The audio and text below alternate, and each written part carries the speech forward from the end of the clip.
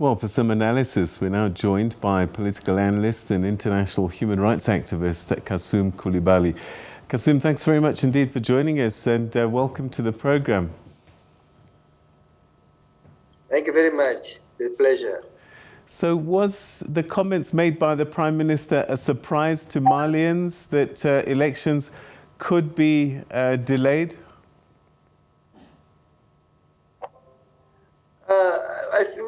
We can say that it's not a surprise today because you know that during the transition period, we had a second coup, in May 24.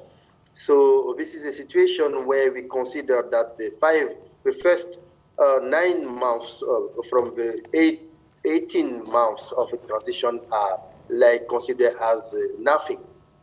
And we are in a process to re-begin in the transition period, and we are all agreed that we cannot meet the deadline given by the ECOWAS head of states that can be held at the February match next year. So this situation is something common and known by everyone, and we need to see how we can postpone, how many months to do what, to get which results during the next period. So this is the issue now. So we know that we cannot, reach the goal we set at the beginning of the transition period. So a lot of lost time. What milestones still need to be reached before the country can safely hold elections that people will be comfortable with? Let me tell you, because when we have the first coup, before the coup, there is a 4 months protest by the opposition party led by M5 RFP people. And they said that there is three things that can be done to make the country work very well. The first is to get security and peace in all of the part of the country. Because today we have about 80% of the country which is controlled by the terrorist groups inside the country. This is the first point about security. The second point is about the fighting for good governance and fighting against corruption.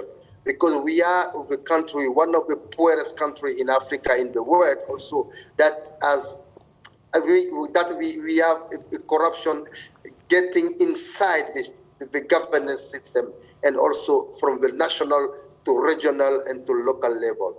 So this is the second thing the people are fighting against, so that we can avoid to have the country we can disappear in the world map. The third thing is about having clear election in place, because what push the population to fight against the old system is that the election are not done in the best way, in the quality way that we can avoid any protestation after election. So this is the 3 things we need to fix forever, so that Mali can avoid any military coup in its history for the coming 10, 20, and 30, and 50 next years. So this is what we need to put in place, to put security system in place, to put governance system in place, and to put election system in place that can be avoid any coup anymore. This is the 3 things I think we want to be in place. Some people might say that there's a 4th concern, and that is the longer that the military is in power, the harder it might be to take them out. Yes, some people can say that, but we know, I find that army and military people are also part of the citizen of the Mali population. They are also Malian people, and they are giving their life every day to secure the country. Why they cannot help the country when it is in some difficult situation? We think that we need to have this transition period led by people who are not in the political game, normal continued political game, to bring the foundation of a new state. And after that, they can come back to the natural work, which is security and peace in the country. I think that this is just a short period.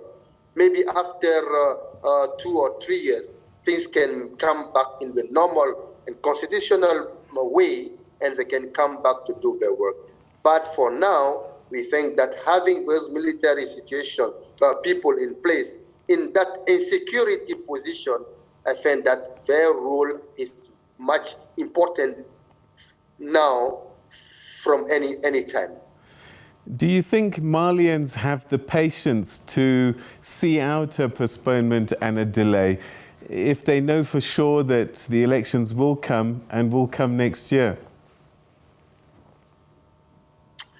We cannot say that the election will come next year, because I'm not sure that the three pillars we want to make the global change inside the Mali state can be achieved for 2022. I think that to be realistic, I think that 2023 can be the best way to end this transition period. But I can say also, Malian population don't want any coup anymore in the country, but they can also wait as much as they can so that they can have the total recovery of the country, to have security and peace, so that they can do their business activities, so that they can grow and to make wealth and to make job and to make good life inside the country. And they can make passion that we can fight against corruption. We have not seen any population coming on the road to protest because some people have been arrested right now because they are stealing the public money during their term. And I have not seen any population protesting against the postponement of the transition. We have only a part of political parties who lost the power during the last coup that don't want this postponement to be done. But I think that 90% of the population now support the military and support the transition period led by the Prime Minister, Choguel, Kokalla, Maiga, so that we can have a safe country, a country we can be respected inside the international community. So this patience can be done for about 1 year more, I think. Also addressing the UN General Assembly on Saturday, the Prime Minister said that France had abandoned Mali. Is that the feeling of the people of Mali?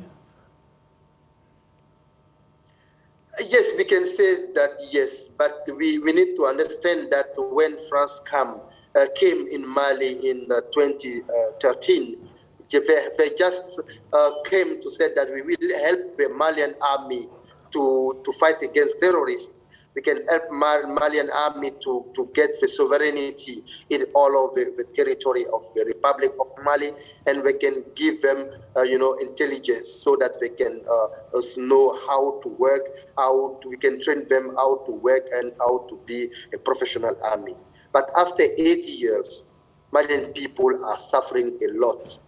Before, we have just maybe 10 or 8% of the territory that can be taken off by the terrorist groups. But now I said that it's about 80%. People have been everyday killing, and most of the people are not going to school. Children are not going to school.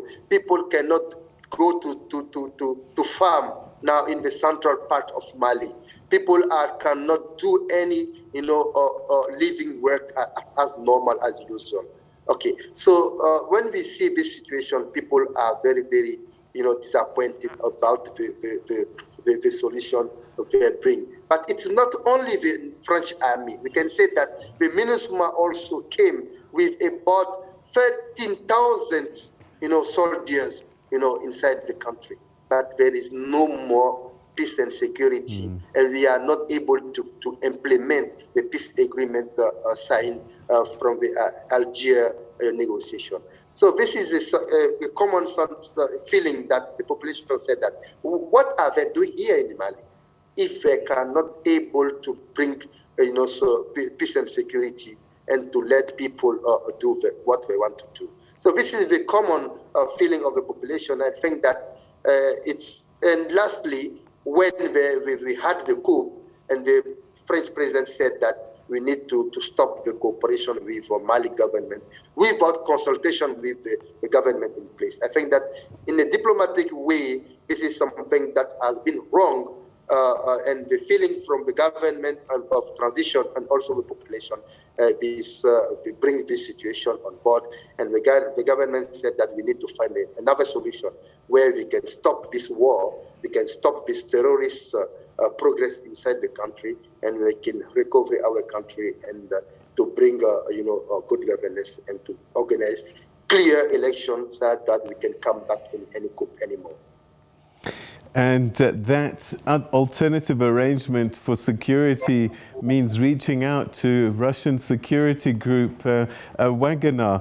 France has warned, though, that hiring fighters from this Russian private security firm would isolate Mali internationally. Is that a fear that Mali has? Yes, there is a fear. There is a fear because when we can consider France is not in Mali just for military purpose.